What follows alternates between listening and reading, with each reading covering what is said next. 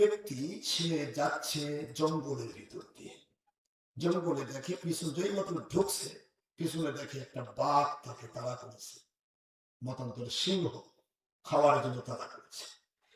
সে পিছনের বাঘ বা সিংহ থেকে রক্ষা পাওয়ার জন্য সামনের দিকে দৌড়াচ্ছে। সামনের দিকে দৌড়াতে দৌড়াতে দৌড়াতে দৌড়াতে দেখে যে সামনে গিয়ে দেখতে পাচ্ছে যে বিশাল দেহে একটা কালো উজবুক একটা ভল্লুক হা করে আছে খাওয়ার জন্য। পিছনে কি সামনে বসে বিশাল বড় কালো ভল্লুক, ব্ল্যাক বিয়ার, কালো ভল্লুক দেখে আছে। ও পাগলের মতো বাম দিকে তাকাইছে, বাম দিকে তাকায় এখানে সব জন্তু জানোয়ার কিলবিল করতেছে খাওয়ার জন্য। চিন্তা করে ডান দিকে যায়, ডানের দিকে গিয়ে দেখে যে একটা বিশাল কূপ,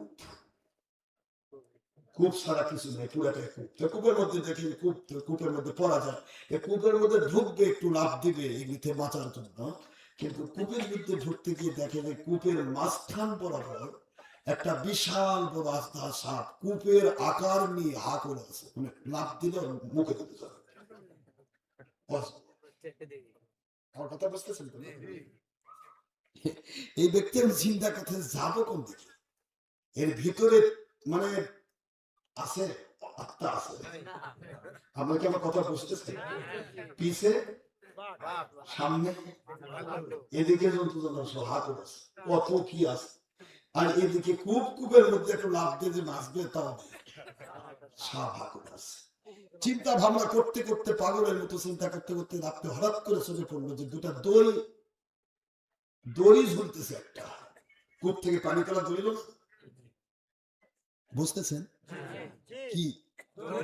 দড়ি ঝুলতেছে, দড়িটা উপরে বাঁধা, আগেকার কূপগুলা ছিল এরকমই, মানে নিচে বালতি দড়ি বালতি আমাদের উপর থেকে বাঁধা থাকে, নেমে দিল যতদূর গেল, তারপরে তো ওই বাঁধা দড়ি দেখে ওর উপর একটু বিশ্বাস হয়ে যে তাও মাঝখানে একটু ঝুলে থাকা যাবে।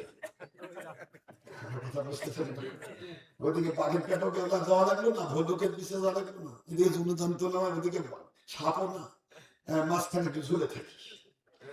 তো ঝুলতে গিয়ে আবার দেখে উপরে দিকে তাকায় দেখে দড়ি আবার দুই ইঁদুর কাটতেছে। কি কাটতেছে? একটা সাদা ইঁদুর আর একটা কালো ইঁদুর। সাদা আর কালো ইঁদুর খাটার দেখে ওর তো আরো পিলাই শুনতে গেছে। তো দড়িতে ঝুল খাইছে ঠিকই, কিন্তু ঝুল খাওয়ার পর দেখতেছে যে ইঁদুর কাটে। ইঁদুর যদি দড়ি কাটে তাহলে কোথায় যাবে? এই চিন্তা ভাবনায় পাগল হয়ে গেছে সে। পাগল হতে হতে দেখে বাম সাইডে একটা মধুর সাপ,